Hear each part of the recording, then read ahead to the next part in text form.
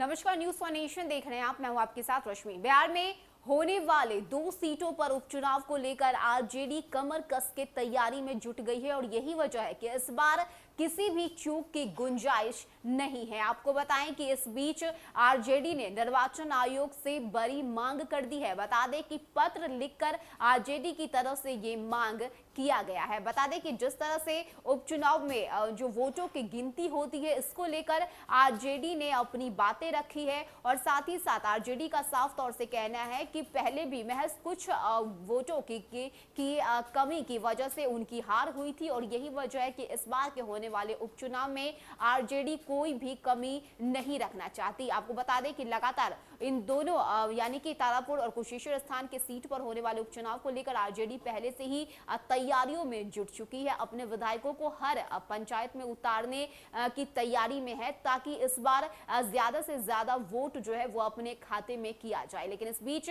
निर्वाचन आयोग को भी पत्र लिखकर जो है ये बड़ी मांग की गई है। आखिर क्या है ये मांग जो आरजेडी की तरफ से निर्वाचन आयोग को की गई है, इस खबर से जुड़ी सारी जानकारी देते हैं।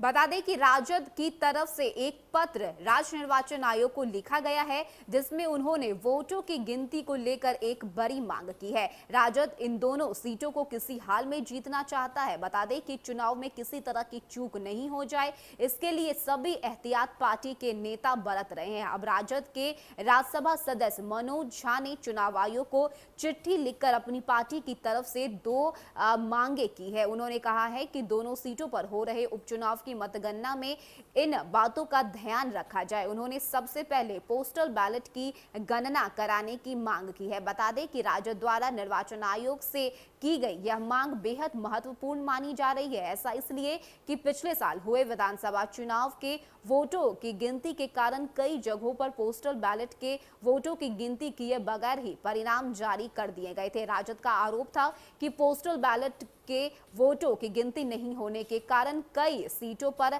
हार जीत का अंतर सिर्फ कुछ 100 वोटों का था। राजद ने यह आरोप लगाया था कि निर्वाचन में लगे अधिकारियों ने जानबूझकर पोस्टल बैलेट की गिनती नहीं की है। तो इस बार पोस्टल बैलेट की गिनती को लेकर ये मांग जो है वो आरजेडी की तरफ से उठाई गई है। बता दें कि इससे पहले भी राजद की तरफ से ये कहा गया है कि पहले भी जो है महज 100 वोटों की जो है अंतर की वजह से राजद की हार हुई थी और यही वजह है कि इस बार किसी भी तरह की कोई गलती जो है नहीं की जाएगी और इसी को लेकर राज्य निर्वाचन आयोग को ये पत्र लिखा गया है। बता दें कि आरजेडी ने ये मांग की है कि इस बार पोस्टल बैलेट की गिनती भी सही तरीके से की जाए ताकि राजद की जो जीत है वो पक्की हो सके। बता दें कि इससे पहले भी राजद की तरफ से ये दावा किया जा रहा है कि इस बार के होने वाले उपचुनाव में जीत सिर्फ और सिर्फ राजद की ही होगी और यही वजह है कि ये तैयारियां जो है वो आरजेडी की तरफ से की जा रही है। बता दें कि विधायकों को भी जो जिम्मेदारी है वो सौंपी गई है ताकि ज्यादा से ज्यादा वोट जो है आरजेडी के खाते में